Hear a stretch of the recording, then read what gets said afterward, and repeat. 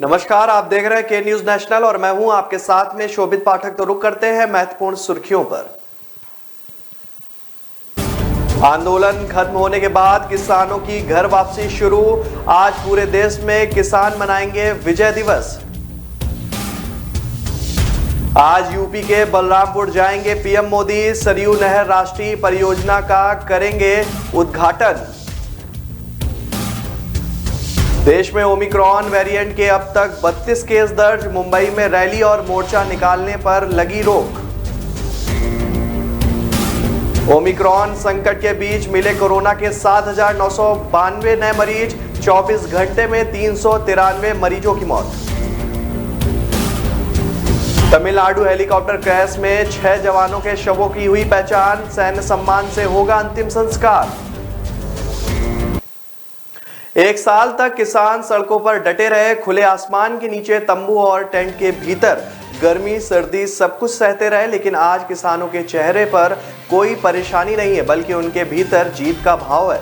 किसानों में जश्न का माहौल है। कानून वापसी की मांग मनवाकर आज किसान घर लौट रहे। इस बीच किसानों ने आज पूरे देश में विजय दिवस मनाने का ऐलान किया है। दिल्ली से हरियाणा तक से किसान अपने घरों को लौट रहे हैं। नेशनल हाईवे 44 पर आंदोलन के दौरान बनाए गए ईंटों के मकानों को किसानों ने तोड़ दिया है। सड़क से तंबू, टेंट और पंडाल हटा लिए गए। आंदोलनरत किसानों ने ट्रैक्टर ट्रॉलियों तक से घर में जो बना रखा था उनको अब हटा लिया गया है। ये ट्रैक्टर ट्रालियां पंजाब, हरियाणा और यूपी के खेतों में वापस पहुंचेंगी। अन्नदाता अनाज उगाने के काम में जुट जाएंगे और दिल्ली की चमचमाती सड़कों पर एक साल बाद जो गाड़ियां हैं वो फर्राटा भरकर दौड़ना शुरू कर देंगी। आंदोलन खत्म करने के बाद ऐलान के साथ ही किसानों ने घर वापसी के लिए 11 और 12 दिसंबर की तारीख तय की थी। दिल्ली की सीमाओं से लौटने वाले किसानों का पंजाब सरकार स्वागत करेगी। इसका ऐलान सीएम चरणजीत सिंह चन्नी ने किया। किसान मजदूरों और संयुक्त किसान मोर्चा को बधाई देते हुए चरणजीत सिंह चन्नी ने कहा कि केंद्र सरकार के खिलाफ किसानों की जीत है। राज्य सरकार अपनी माटी के बेटों का स्वागत करेगी। सिंघू बॉर्डर से किसान अंबाला तक साथ जाएंगे और फिर अपने अपने जिले के लिए रवाना हो जाएंगे, लेकिन जिनके घर दूर हैं वो फतेहपुर साइड में आज की रात रुकेंगे, जबकि टिकरी बॉर्डर पर आंदोलन कर रहे किसान पटियाल के रास्ते पंजाब पहुंचेंगे। कुल मिलाकर कल यानी 12 दिसंबर तक सभी किसानों के अपने अपने घर पहुंच जाने का कार्यक्रम है। वहीं 13 दिसंबर को किसान अमृतसर में श्री दरबार साहिब में माथा टेकेंगे। प्रधानमंत्री नरेंद्र मोदी आज उत्तर प्रदेश के बलरामपुर जिले का दौरा करेंगे और सरयू नहर राष्ट्रीय परियोजना का उद्घाटन करेंगे, जिससे 14 लाख हेक्टेयर से भी ज्यादा भूमि की सिंचाई के लिए पानी मिलेगा और क्षेत्र के लगभग 29 लाख किसानों को सीधा फायदा पहुंचेगा। प्रधानमंत्री कार्यालय ने ये जानकारी दी। पीएमओ ने शुक्रवार को एक बयान में बताया कि प्रधानमंत्री मोदी शनिवार को बहराइच, श्रावस्ती और बलरामपुर से होकर गोरखपुर तक जाने वाली 318 किलोमीटर लंबी और करीब 9800 करोड़ रुपए की लागत वाली सरयू नहर राष्ट्रीय परियोजना का उद्घाटन करेंगे। पूर्ववर्ती सरकारों पर कटाक्ष करते हुए पीएम मोदी ने कहा कि परियोजना पर काम 1978 में शुरू हुआ था, लेकिन इसे कभी पूरा नहीं किया गया और उनकी सरकार ने इसे पूरा करने के वास्ते कदम उठाए हैं। उन्होंने ट्वीट किया और कहा कि आपको जानकर हैरानी होगी कि सरयू नहर राष्ट्रीय परियोजना पर 1978 में काम शुरू हुआ था, लेकिन दशकों तक यह परियोजना कभी भी पूरी नहीं हुई। खर्च बढ़ गया और लोगों की परेशानी भी इसके साथ बढ़ी। जो परियोजना 4 दशकों से अधूरी थी उसे 4 साल में पूरा किया गया है। मोदी ने आगे कहा कि मैं कल 11 दिसंबर को उत्तर प्रदेश के बलरामपुर में एक बहुत ही खास कार्यक्रम सरयू नहर राष्ट्रीय परियोजना के उद्घाटन के लिए आऊंगा। यह परियोजना पूर्वी उत्तर प्रदेश में सिंचाई संबंधी समस्याओं का समाधान करेगी और हमारे मेहनती किसानों की मदद भी करेगी। देश में जानलेवा कोरोना वायरस के ओमिक्रॉन वेरिएंट का खतरा लगातार बढ़ रहा है। डेल्टा वेरिएंट की तुलना में यह वेरिएंट 5 गुना ज्यादा तेजी से फैलता है और इस आकलन का असर देश पर भी दिख रहा है। देश में अब तक इस वेरिएंट के 32 केस सामने आ चुके हैं। अकेले महाराष्ट्र में 17 मामले सामने आ चुके हैं। महाराष्ट्र एक बार फिर लोगों को डरा रहा है और ये डर यूपी तक पहुंच रहा है, क्योंकि देश में सबसे बड़े सूबे में चुनाव है। धारावली में तंजानिया से आया एक शख्स ओमिक्रॉन से संक्रमित हुआ है। मुंबई में 3 नए केस मिले हैं, जिसमें एक 3.5 साल की बच्ची भी शामिल है। महाराष्ट्र में कुल 7 नए मामले सामने आने के बाद देश में अब ओमिक्रॉन के कुल 32 मरीज हो गए। ओमिक्रॉन के खतरे को देखते हुए मुंबई पुलिस ने जुलूस, रैली और सभी मोर्चे पर रोक लगा दी है। लेकिन सवाल है कि अगर मुंबई में रैली पर रोक लगी है तो क्या उत्तर प्रदेश का क्या चुनावी माहौल गरमा रहा है और रैलियों की संख्या में उनमें आने वाली भीड़ बढ़ती जा रही है। ऐसे में यूपी का क्या हाल होगा? यूपी में भले ही चुनावी माहौल है, लेकिन दूसरे राज्यों में सख्ती बढ़ती जा रही है। नीति आयोग के सदस्य वीके पॉल तीसरी लहर को लेकर लोगों को चेता रहे हैं। वीके पॉल ने कहा है कि विश्व स्वास्थ्य संगठन ने ओमिक्रॉन वेरिएंट के वैश्विक स्वरूप को लेकर चेतावनी दी है। ऐसे में भारत में फेस मास्क का घटता उपयोग चिंता का कारण बन गया है। उधर देश में तीसरी लहर के खतरे को देखते हुए केंद्रीय स्वास्थ्य मंत्री मनसुख मांडविया ने लोकसभा में बयान दिया है कि वैक्सीन के बूस्टर डोज पर विचार किया जा रहा है।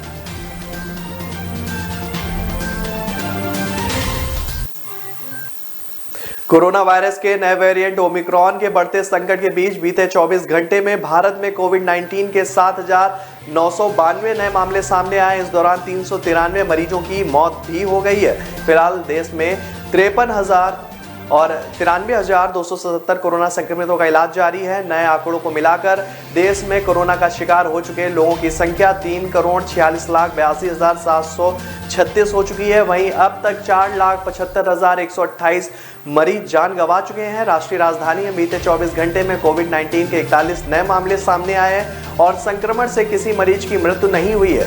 वहीं संक्रमण दर 0.07% पर पहुंच गई है। दिल्ली के स्वास्थ्य विभाग की ओर से शुक्रवार को साझा किए गए आंकड़ों में यह जानकारी मिली है। नए मामलों के साथ दिल्ली में कुल संक्रमितों की संख्या बढ़कर 14,41,610 हो गई है। इनमें से 14.16 लाख से अधिक मरीज संक्रमण से उबर चुके हैं। राष्ट्रीय राजधानी में कोविड-19 से मरने वालों की संख्या 25,100 तक पहुंच गई है। दिसंबर में अब तक 2 मरीजों की मौत हुई है। केरल में शुक्रवार को कोविड-19 के 3,972 नए मामले सामने आने के बाद साथ ही राज्य में कुल संक्रमितों की संख्या बढ़कर 51,75,204 हो गई है।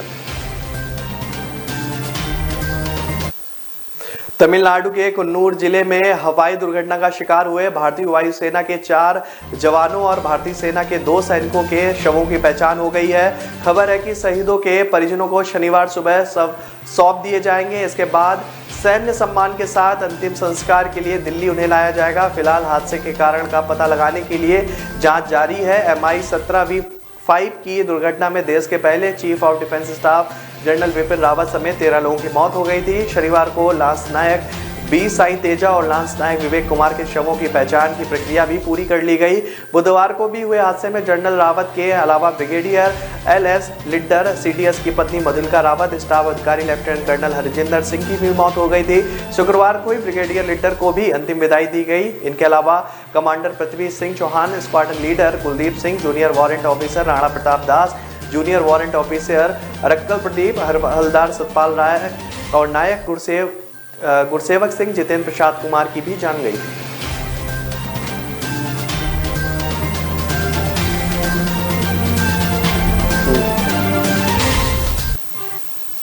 तो रुक रहे हैं एक छोटे से ब्रेक के लिए। ब्रेक के बाद जल्द हाजिर होंगे।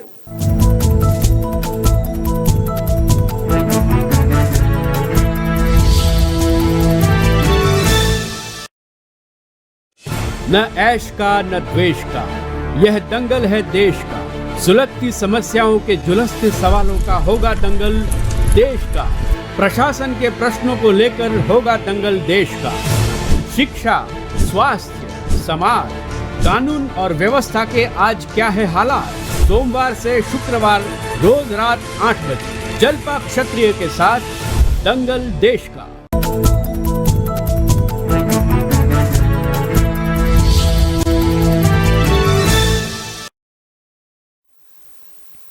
ब्रेक के बाद फिर स्वागत है आपका। रुक करते हैं आगे की खबरों पर।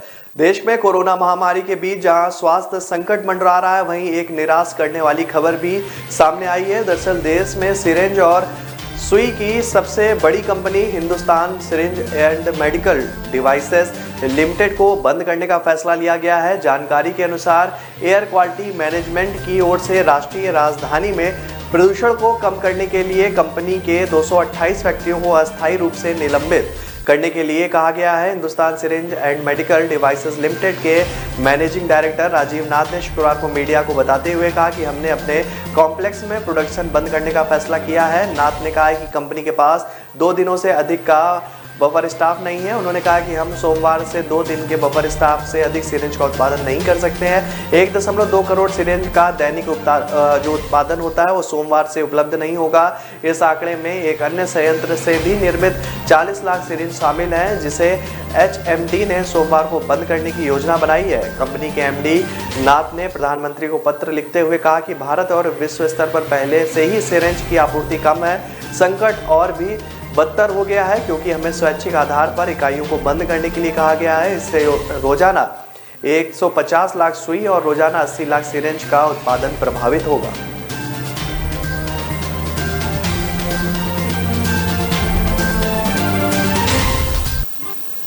कर्नाटक के CM मुंबई ने जनरल विपिन रावत की मौत को लेकर सोशल मीडिया पर घटिया पोस्ट करने वालों के खिलाफ सख्त कानूनी कार्रवाई करने के आदेश दिए हैं। उन्होंने शुक्रवार को पुलिस से कहा कि ऐसे लोगों की पहचान करके उन्हें गिरफ्तार करें। सोशल मीडिया पर पोस्ट हो रही है आपत्तिजनक सामग्री की कड़े शब्दों में आलोचना के लिए उन्होंने हर भारतीय से निवेदन भी किया। साथ ही CM ने बताया कि वायुसेना के ग्रुप कैप्टन वरुण सिंह को बेंगलुरु के कमांड अस्पताल में सर्वोत्तम इलाज दिया जा रहा है। उम्मीद जताई जा रही है कि वे जल्द ही ठीक हो जाएंगे। उनके शरीर के अधिकतर हिस्से को जलने से नुकसान हुआ है। जम्मू कश्मीर बैंक ने एक महिला कर्मचारी को सोशल मीडिया पर जनरल रावत की मौत के बाद अनुचित प्रतिक्रिया देने के लिए निलंबित कर दिया है। बैंक ने बताया कि आरोपी पर अनुशासनात्मक कार्रवाई की जा रही है।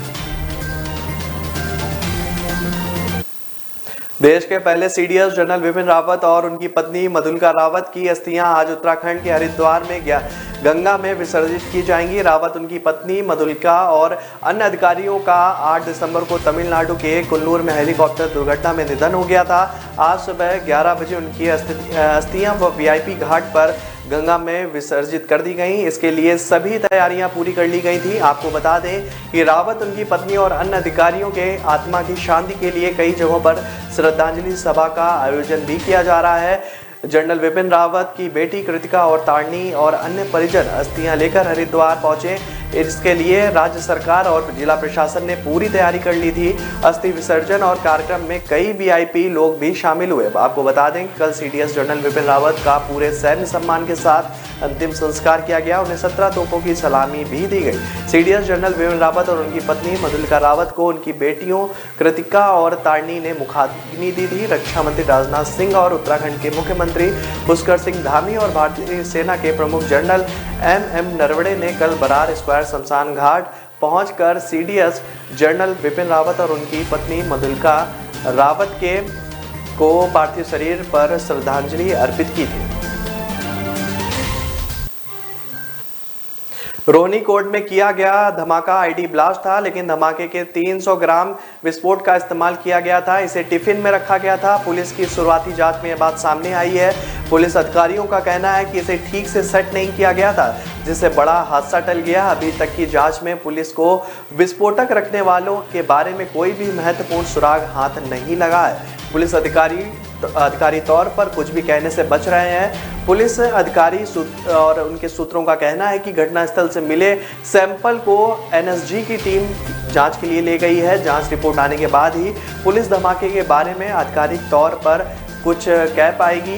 सूत्रों का कहना है कि विस्फोट में 300 ग्राम अमोनियम नाइट्रेट, बैटरी, तार और पहली बार बम में छोटे स्क्रू का इस्तेमाल किया गया है। साथ ही बम में शीशे के टुकड़े भी डाले गए थे। आधिकारिक सूत्रों का कहना है कि जिस तरह से बम को तैयार किया गया था उससे काफ़ी ज़्यादा नुकसान हो सकता था। अभी तक की जांच में पुलिस को विस्फोटक रखने वाले के बारे में कोई भी सुराग नहीं मिला है। हालांकि CCTV कैमरे फुटेज जो है उनकी वो जांच के दायरे में है और लगातार उसको चेक किया जा रहा है।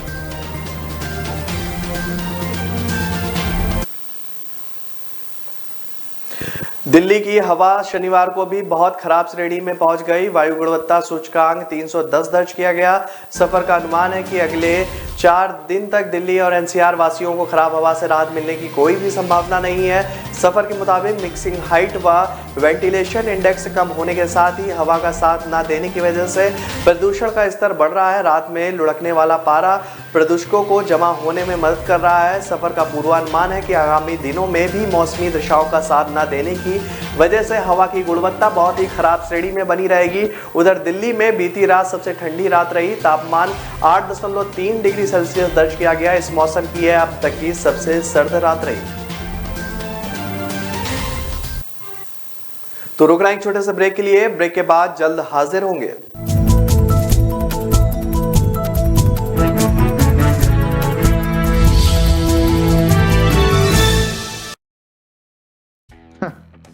मेरी टीम तो जीत गई, लेकिन आप सोचिए अगर एक टीम आपके बाप की होती तो हर गली मोहल्ले में चर्चा आपकी होती, लेकिन है नहीं ना ब्रो, तो करनी पड़ेगी। टीम आपके बाप की नहीं, चर्चा आपके बिजनेस और आप। इसीलिए brand spot 365 bro, India's most trusted branding app. Brand spot 365 देता है हर बिजनेस की प्रमोशनल पोस्ट, फेस्टिवल ग्रीटिंग्स और वीडियोस। ईयरली सब्सक्रिप्शन सिर्फ 4,999 में। तो what are you waiting for bro? Download now और शुरू कीजिए आपके बिजनेस का प्रमोशन। ब्रांड स्पॉट 365 आसान है ब्रो।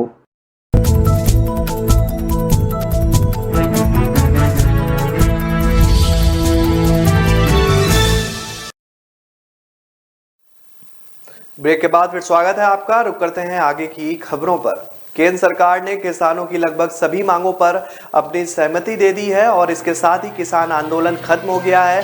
हालांकि संयुक्त किसान मोर्चा ने किसान आंदोलन में जान गंवाने वाले किसानों की याद में शहीद स्मारक बनाने के लिए जमीन की भी मांग की थी, जिस पर सरकार ने सहमति नहीं जताई है। इसके बाद संयुक्त किसान मोर्चा अब अपने स्तर पर ही सोनीपत के कुंडली थाना क्षेत्र में शहीद स्मारक के लिए जमीन तलाश रहा है, जहां पर किसानों के लिए शहीद स्मारक बनाया जाएगा। यही नहीं, इसके जरिए किसान आंदोलन को भविष्य में सभी याद रखेंगे। दरअसल 26 नवंबर 2020 को दिल्ली की सीमाओं पर किसानों ने 3 कृषि कानूनों की वापसी की मांग की और अन्य मांगों को लेकर आंदोलन शुरू किया था। वहीं इस किसान आंदोलन में 700 से ज्यादा किसानों ने अपनी जान भी गंवाई है। हालांकि सरकार ने किसानों की सभी मांगों को पूरा करते हुए तीनों कृषि कानून को वापस ले लिया है। वहीं संयुक्त किसान मोर्चा ने सरकार से किसानों की याद में शहीद स्मारक बनवाने के लिए जमीन की मांग भी की थी, जिसे सरकार ने अस्वीकार कर दिया है। जिसके बाद संयुक्त किसान मोर्चा सोनीपत के कुंडली बॉर्डर पर शहीद स्मारक के लिए जमीन तलाश रहा है। वहीं किसानों ने दावा किया है कि वह जल्द से जल्द जमीन तलाश कर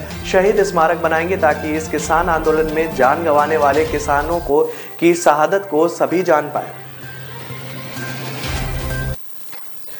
राजस्थान की राजधानी जयपुर में कल होने वाली कांग्रेस की महंगाई हटाओ महारैली की तैयारियां जो है जोरों शोर से है। इसके लिए रैली स्तर पर पिंक सिटी के विद्याधर नगर स्टेडियम को अब सजने लगा है और रविवार को सुबह 11 बजे होने वाली कांग्रेस की इस महारैली के लिए पार्टी की ओर से तैयारियां भी तेज कर दी गई है। रैली में सोनिया गांधी, राहुल गांधी और प्रियंका गांधी समेत देश भर के कांग्रेस नेता जुटेंगे।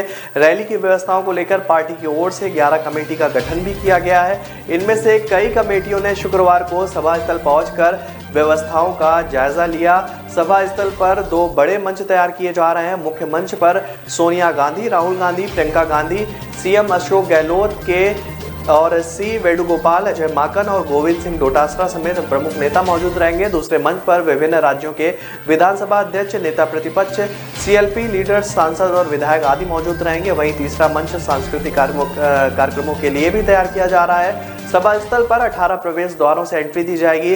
रैली में शामिल होने के लिए आने वाले लोगों के लिए कुर्सियां भी लगाई जा रही हैं। सभा स्थल पर बड़े बड़े होर्डिंग्स भी लगाए जा रहे हैं। रैली में शामिल होने के लिए नेताओं का पहुंचना शुरू हो गया। बड़ी संख्या में दूसरे राज्यों से भी कार्यकर्ता आ रहे हैं। पार्टी के वरिष्ठ नेता दिग्विजय सिंह, राज्यसभा सांसद फूलो देवी नेताम और सांसद दीपक वैद, मधुसूदन मिस्त्री भी रैली में शामिल होंगे। अतिथि समिति सदस्यों को अलग अलग राज्यों का प्रभार भी दिया गया है। कांग्रेस इस रैली के जरिए एक तीर से कई निशाने साधना चाहती है। रैली के लिए जहां केंद्र सरकार के खिलाफ मोर्चा खोला जाएगा, वहीं पार्टी की मजबूती और एकजुटता का संदेश भी दिया जाएगा। फिल्म निर्माता अली अकबर ने अपनी पत्नी के साथ हिंदू धर्म अपनाने का फैसला लिया है। उन्होंने कहा है कि वे जनरल विपिन रावत की मौत का अपमान करने वालों के चलते इस्लाम छोड़ रहे हैं। कथित रूप से कई लोगों ने जनरल रावत की मौत से जुड़ी पोस्ट पर इस्माइल जो है इमोजी वो भेजा था, उसका इस्तेमाल किया था। बुधवार को तमिलनाडु के कुन्नूर जिले में हुए हादसे में सैन्य अधिकारी समेत 13 लोगों की मौत हो गई थी। मीडिया रिपोर्ट के मुताबिक अकबर का कहना है कि इस्लाम के शीर्ष नेताओं ने भी बहादुर सैन्य अधिकारी को अपमानित करने वाले ऐसे राष्ट्र विरोधियों का विरोध नहीं किया। उन्होंने कहा है कि वे इसे स्वीकार नहीं कर सकते। अकबर का कहना है कि उनका धर्म से भरोसा उठ गया है और उन्होंने बुधवार को इस संबंध में एक वीडियो फेसबुक पर भी साझा किया। फिल्म निर्माता ने कहा है कि आज मैं जन्म से मिले हुए पहनावे को उतार फेंक रहा हूँ। आज से मैं मुस्लिम नहीं हूँ, मैं एक भारतीय हूँ। मेरा यह जवाब उन लोगों के लिए है जिन्होंने भारत के खिलाफ हजारों स्माइलिंग इमोटिकॉन्स पोस्ट किए हैं।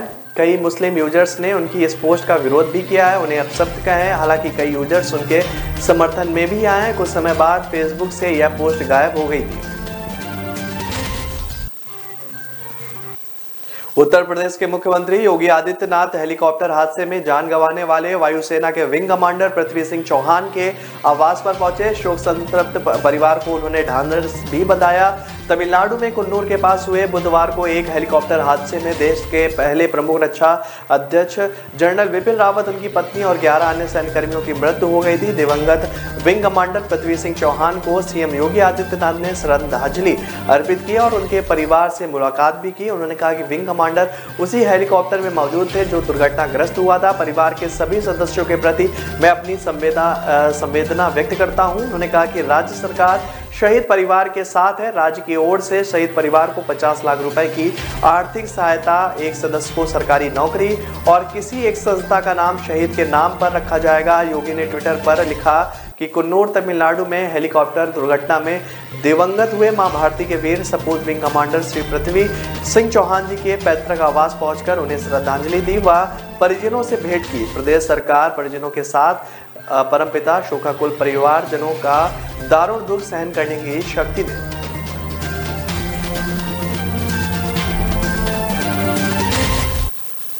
उत्तराखंड एक बार फिर चर्चा में है। मुख्यमंत्री पुष्कर सिंह धामी के पीआरओ नंदन सिंह बिष्ट ने बागेश्वर के पुलिस अधीक्षक को अपने लेटर हेड पर एक पत्र लिखा। पत्र में मुख्यमंत्री के मौखिक आदेशों का हवाला देते हुए पुलिस द्वारा किए गए एक वाहन का चालान निरस्त करने की बात उसमें कही गई है। गंभीर बात यह है कि ये तीनों वाहन बड़े ट्रक हैं और तीनों को खड़िया की खनन सामग्री से ओवरलोडेड होने के चलते पकड़ा गया था।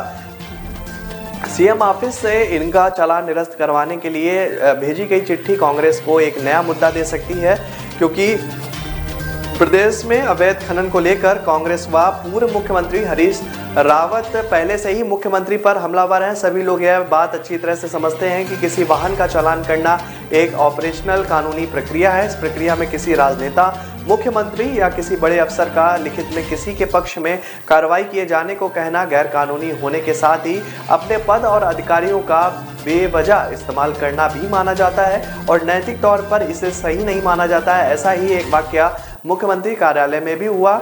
मुख्यमंत्री पुष्कर सिंह धामी के पीआरओ नंदन सिंह बिष्ट ने बागेश्वर के पुलिस अधीक्षक को अपने लेटर हेड पर एक पत्र लिखा है। पत्र में बिष्ट ने कहा है कि मुख्यमंत्री जी के मौखिक निर्देशानुसार मुझे कहने का आदेश हुआ है कि 29/11/2021 को बागेश्वर यातायात पुलिस द्वारा वाहन संख्या जो भी UK 02 CA 0238 और इनसे जुड़े हुए 2 अन्य वाहनों को जो सील किया गया, उनका चालान किया गया, उन चालान को तुरंत ही निरस्त किया जाए।